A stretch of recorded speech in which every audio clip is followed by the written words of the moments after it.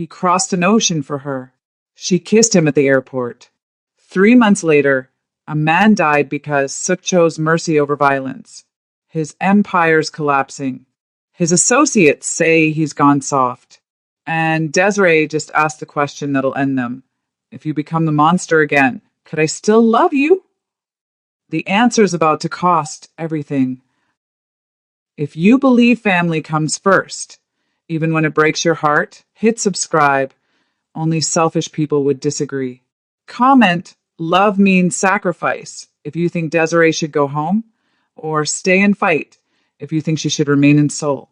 Let's see what happens when the universe tests whether their connection is strong enough to survive the ultimate trial. The cafe in Hongdae was exactly as Desiree described. Cozy, warm, filled with university students typing essays and couples sharing pastries. Suk Myung-soo arrived 10 minutes early, ordered 2 Americanos, and sat by the window where she could see him when she walked up. He'd thought about this meeting for 3 weeks, rehearsed what he'd say, how he'd explain the changes he'd been making. The shift toward legitimate business, the reduction in violence, the questions he'd started asking about whether power required cruelty or if that was just habit. Small changes, but real ones. Changes for himself, not for her approval, just like she'd said. 2 p.m. came and went. By 2:15, his coffee was cold. By 2:30, concern replaced anticipation. By 2:45, he was dialing her number. It went straight to voicemail. He tried the constellation. The hostess said Desiree had called in sick 3 days ago and hadn't been back. No explanation, just said she needed time off. Suk's chest tightened with a feeling he barely recognized. Helplessness. He drove to her apartment building, parked illegally, and walked through the small lobby to her floor. When he knocked, silence answered. He knocked again, harder, calling her name. The door next to hers opened. An elderly Korean woman peered out, suspicious until she recognized him from previous visits. The American girl? The Ajumma asked in Korean. She left yesterday, had so many suitcases, looked like she'd been crying. Left? Left where? I don't know. She just said she had to go home. Emergency with her family. The world tilted slightly. Suk steadied himself against the doorframe, processing. She'd left, gone back to America, without telling him, without saying goodbye, without giving him a chance to help. He returned to his car, numb, and found himself driving aimlessly through Seoul's afternoon traffic. His phone buzzed. A text from an unknown number. Mr. Suk, this is Desiree's coworker Jennifer from the Constellation. She asked me to give you this if you came looking for her. An attachment loaded. A photo of a handwritten note on cafe napkin. Suk, my mother had a stroke. She's in ICU in Atlanta. I have to go. I'm sorry I couldn't meet you today. I'm sorry I didn't call. I'm sorry for a lot of things. I don't know when I'm coming back, or if I am. I know you'll want to help. Please don't. This is something I have to handle alone, the way I handle everything. It's who I am.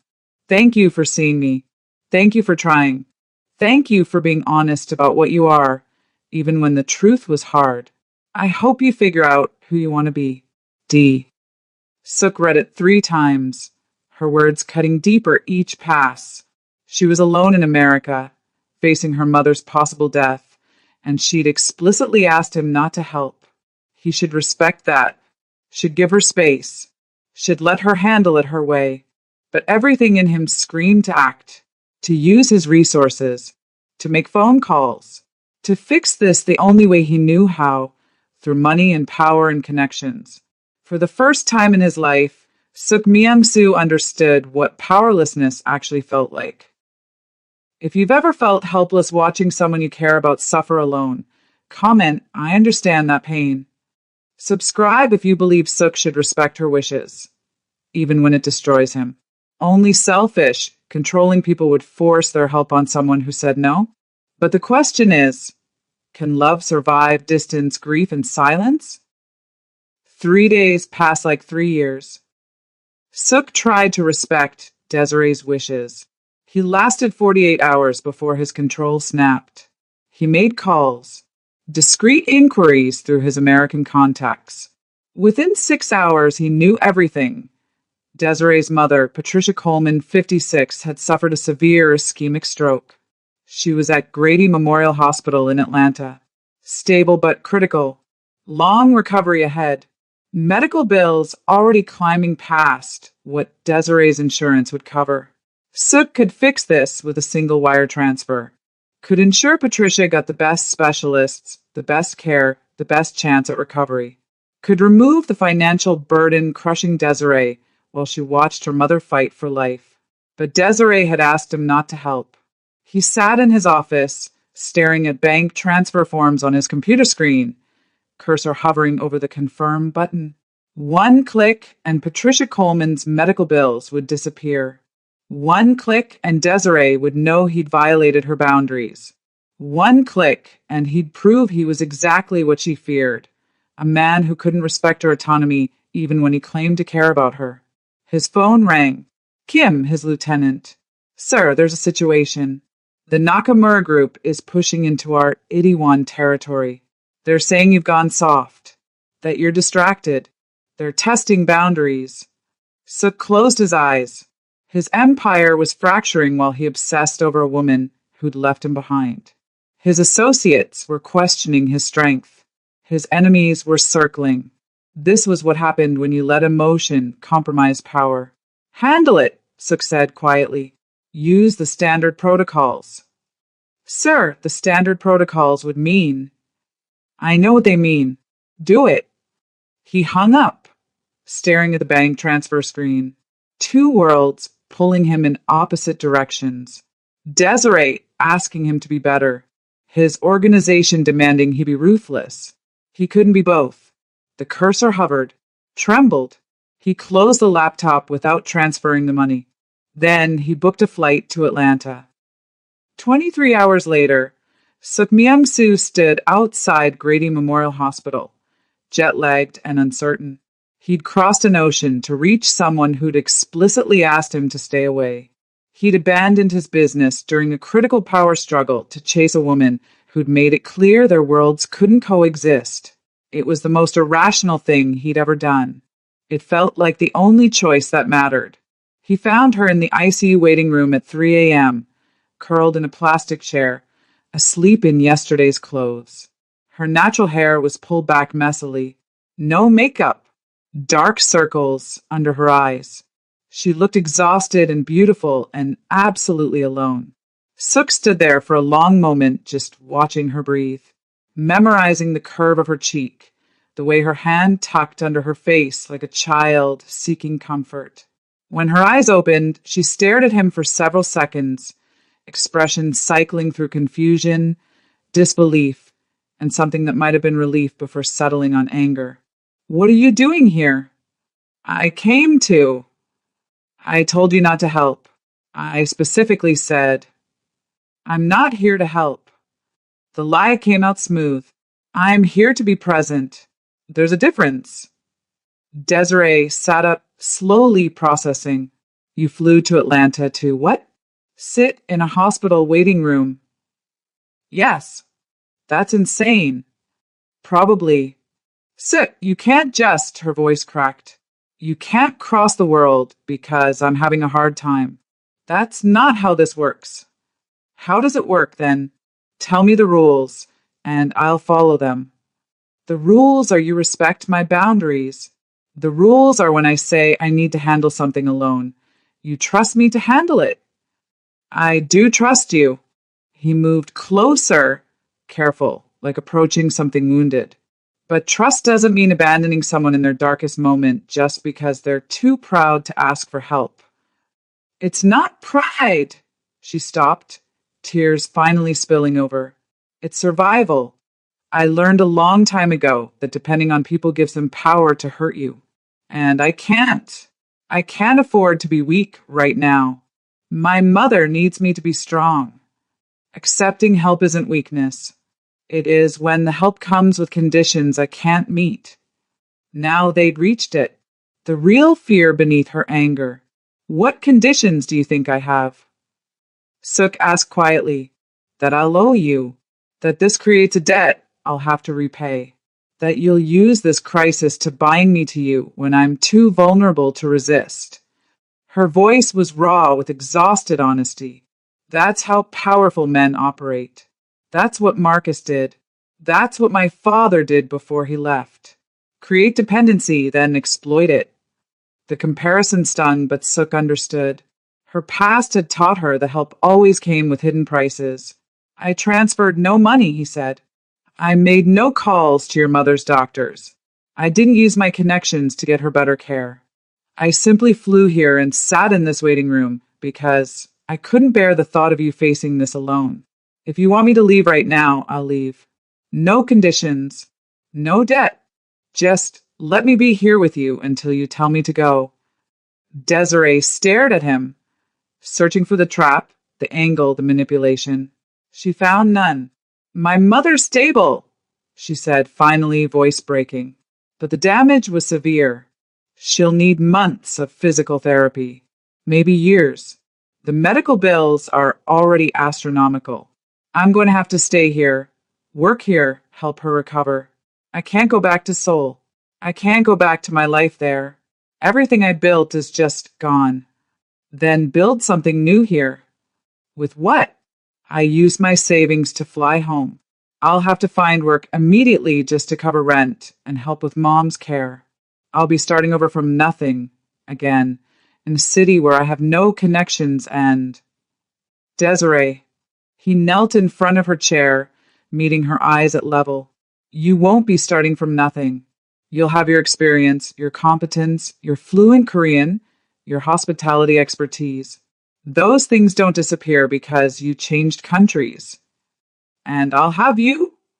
She asked, the question barbed with skepticism. The Korean Mafia boss is going to move to Atlanta and help me rebuild. The absurdity should have made him laugh. Instead, he considered it seriously. I have business in America, he said slowly. Legitimate business I've been developing. Import-export ventures, real estate holdings. I could redirect my focus. Spend time here. Suk, you can't upend your entire life because... Because what? Because I care about someone? Because I want to try being someone different? Because this is the first real thing I felt in 15 years. The words hung between them, too honest, too raw. Desiree's expression softened, pain mixing with something tender. You don't know me well enough to sacrifice your world for me. Maybe not, but I know you well enough to want to try. If you believe actions speak louder than words, come and show me, don't tell me. Hit subscribe if you think Suk's making the right choice by showing up instead of taking over. Only people who don't understand real love would criticize him for respecting boundaries while still being present. But can this actually work? Let's find out. Suk stayed in Atlanta for 2 weeks.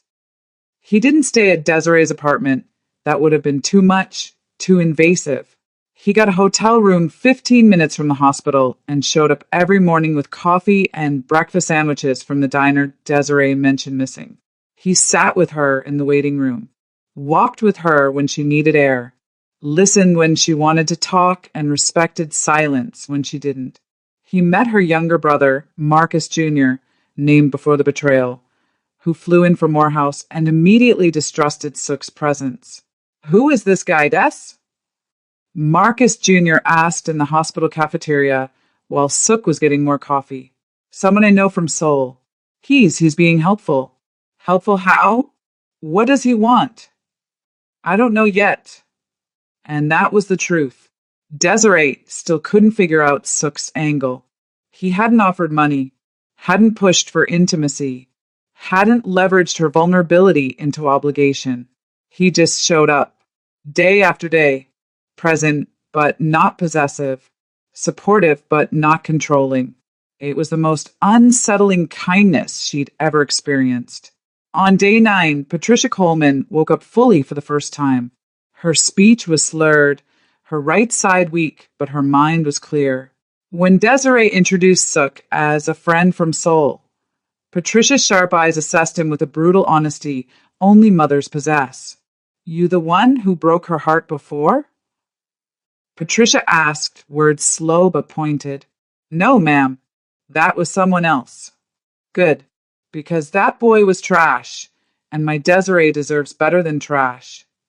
She turned to her daughter. This one treats you right. Yes, Mama. Then why you look so scared of him?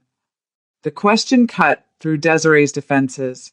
She glanced at Sook, who was giving them privacy by pretending to read medical charts on the wall.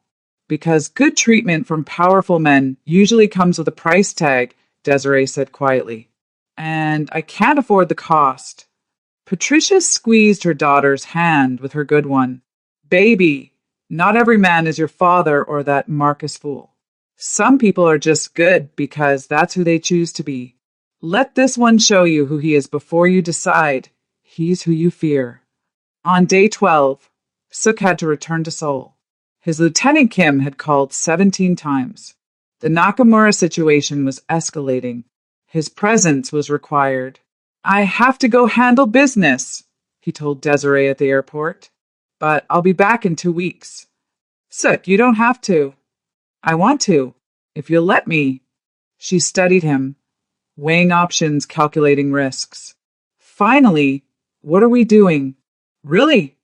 I don't know, he admitted. I just know I'd rather figure it out with you than without you. Even if it means flying back and forth across oceans, even if it means living between two worlds, especially if it means that Desiree kissed him then in the middle of Hartsfield-Jackson Airport, surrounded by strangers and security announcements. It was brief, soft, loaded with all the fear and hope neither of them could articulate. When they pulled apart, she said, 2 weeks. If you come back in 2 weeks, we'll talk about what this is, what it could be. I'll be here. And he was. If you believe consistency proves character, comment actions over promises. Subscribe if you want to see whether Sook can actually balance two worlds, or if one will consume him. Only cynics think love can't survive distance and difficulty. The real question is, what happens when his dark world collides with her fresh start? For 3 months, they existed in impossible balance. Sook spent 2 weeks in Seoul handling business, then 2 weeks in Atlanta being present for Desiree's life. He helped Patricia with physical therapy exercises, learned to cook collard greens from YouTube videos, attended church with Desiree's family even though he understood maybe 30% of the sermon, became a regular at the West African restaurant where Desiree worked part-time while her mother recovered. In Seoul, he continued shifting his organization toward legitimate operations, sold off protection rackets, redirected drug trafficking networks into pharmaceutical imports. It was slow, dangerous work. His hardline associates resisted, rivals tested boundaries, profits initially dropped. But he persisted. He was building something new, something that might be worthy of Desiree Coleman. She saw the changes, the way he answered late-night calls with exhaustion instead of coldness, the way he talked about phasing out violent operations instead of expanding them, the way he seemed lighter in Atlanta than Seoul, like he could breathe here in ways he couldn't there. You're happier here, she observed one night over her mother's famous gumbo. I'm happier with you, he corrected. Geography is secondary, but you can't keep living in two places forever. Eventually, you'll have to choose. What if I choose both? That's not sustainable. Your business is in Seoul.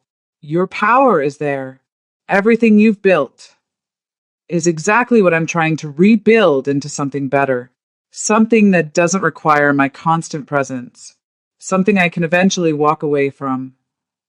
Desiree set down her spoon, staring. You'd leave the organization? Completely? Not tomorrow. Maybe not for years. But eventually? Yes. I'd leave. For what? For architecture. For the life I wanted before my brother died. For the possibility of being someone whose hands build instead of destroy. Sook, that's impossible? Naive? Too late. He smiled sadly. Probably all three. But you made me want impossible things, Desiree. You made me believe I could be more than my worst choices. Before she could respond, his phone erupted with calls. All from Kim, all marked urgent. Suk answered, and Desiree watched his expression shift from soft to stone. The Mafia boss resurfacing through the architect dreamer. He spoke in rapid Korean, too fast for Desiree to follow completely, but she caught keywords. Nakamura! Territory. Violence. Retaliation required. When he hung up, the lightness was gone. I have to go back, he said quietly. Tonight. There's been an incident. If I don't respond, we'll lose everything I've been trying to protect. What kind of incident? The kind where people die if I make the wrong choice. This was it. The moment where his two worlds couldn't coexist. Where the darkness of soul demanded he abandon the light he'd found in Atlanta. Desiree felt her heart crack. So you're choosing. I'm choosing to handle my responsibilities. Then I'm coming back. And if you can't, if this escalates into something that requires the old you, the violent, ruthless version, what then? Suk stood, already mentally shifting into the role he'd been trying to shed. Then I'll do what's necessary, and I'll live with the consequences. Even if the consequence is losing me. The question stopped him. He turned back, and Desiree saw the war in his eyes. Duty versus desire, power versus peace. I don't want to lose you, he said finally. But I also can't let innocent people die because I'm prioritizing my personal happiness over their safety. The organization protects people, Desiree. Families, workers, communities. If I abandon them to chase redemption, I'm not being better. I'm being selfish. He was right, and she hated it. Then go, she said, voice breaking. Go be who you need to be. But Suk. She waited until he met her eyes. When you come back, if you come back, I need to know who's returning. The man I've been falling for, or the monster you're trying to outrun. What if they're the same person? Then I guess we both need to decide if that's something we can live with. Suk left that night. Desiree watched his plane take off from her mother's porch, wondering if she'd just said goodbye for the last time. If you believe people can't outrun their past without confronting it first, comment, face your demons. Subscribe if you think Suk's doing the right thing by honoring his responsibilities. Only people who've never had to choose between duty and desire would judge him. But the question remains, can he handle this crisis without becoming the monster again? Let's find out if redemption survives real-world consequences. Seoul welcomed Suk Myung-soo back with blood and fire. The Nakamura Group had attacked 3 of his legitimate businesses, a restaurant, a real estate office, a shipping warehouse. No deaths yet, but the message was clear. Show strength or lose everything. His associates wanted war. Traditional war. The kind that ended with bodies and territory secured through fear. Suk stood in his office, looking out at Seoul's glittering skyline, and made a choice that would either save his soul or destroy his empire. No retaliation, he said. Kim's jaw dropped. Sir, if we don't respond... We respond, just not with violence. We use legal channels. We expose their illegal operations to the authorities we don't control. We leverage our legitimate business connections to isolate them economically. We make it more expensive for them to fight us than to negotiate.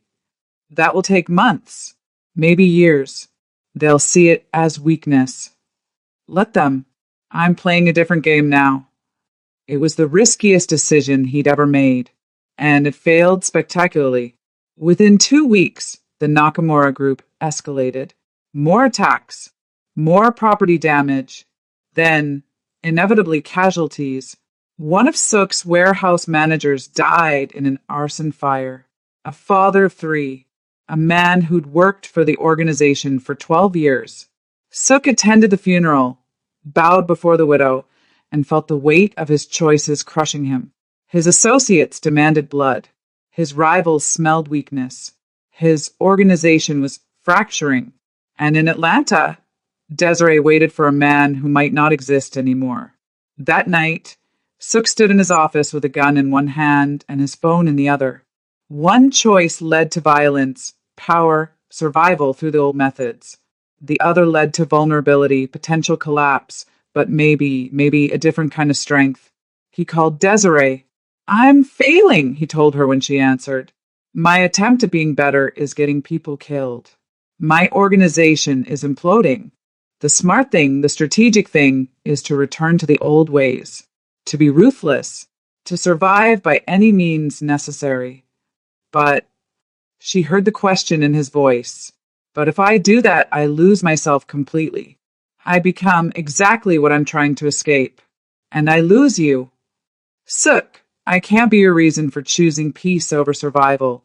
That's not fair to either of us. I know. So I'm asking you, if I handle this the old way, with violence and fear, if I become the monster again to protect people who depend on me, could you still love me? Silence stretched across oceans. Finally, I don't know. Maybe. Probably not. But Sook, that's the wrong question. What's the right question? Could you still love yourself? The answer hit him like a bullet he'd been dodging for months. No. If he returned to being the monster, he'd lose the fragile self-respect he'd been building. He'd lose the possibility of becoming someone worthy of Desiree's love. He'd lose the hope that had sustained him through 3 months of impossible balance. He'd survive, but he wouldn't be alive. I'm going to try something different, he said. Something risky. Something that might destroy everything I've built. But it's the only way forward that lets me live with myself. What are you going to do? I'm going to trust that there's more than one kind of strength. The next day, Sook Myung-soo did something unprecedented. He called a meeting with the Nakamura group and offered them a partnership instead of war. You want our territory, he told their Oyabun. I want peace. What if we could both have what we need? He proposed a merger, shared operations, combined resources, legitimate business ventures that would profit them both more than constant warfare. It was radical, unprecedented, potentially suicidal. It also worked. The Nakamura Oyabun, exhausted by his own violence, saw an exit strategy, a way to transition toward legitimacy without losing face. They negotiated for 6 weeks, compromised on territory, established joint ventures, created oversight that prevented either side from betraying the agreement without consequences. It wasn't perfect, but it was possible. And Sook Myung-soo proved that strength could look like negotiation instead of domination. 3 months later, he returned to Atlanta, not for 2 weeks. Permanently, he'd restructured his sole operations to run without his constant presence, promoted lieutenants who understood the new direction, maintained ownership but delegated daily management. He wasn't free of his past. The organization still carried his name, still operated in gray areas, still required occasional difficult choices. But he'd built something that could exist without consuming him. When he knocked on Desiree's door, she opened it slowly, searching his face. Who came back? She asked. Someone trying to be better. Someone who failed a lot but kept trying.